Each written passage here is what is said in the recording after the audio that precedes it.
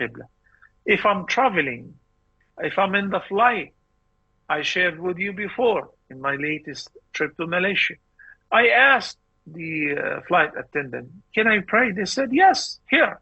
And they showed me the qibla, and I was able to stand up. Then it's not permissible to pray while sitting, nor is it permissible to face other than the qibla in the fard prayer. You're riding in any of these airlines and saying, no way, you cannot stand up, you cannot pray, it's illegal, it's against the law, it's against whatever. Oh, no problem. Don't make a big deal out of it.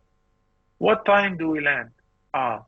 Do I still have time before, even if I combine two prayers? Let's say that I'm praying Dhuhr and Asr.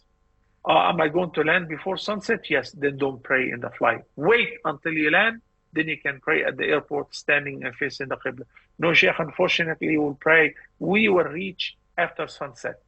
In this case, in your seat, sitting down, facing the direction of the plane, you can offer your prayers.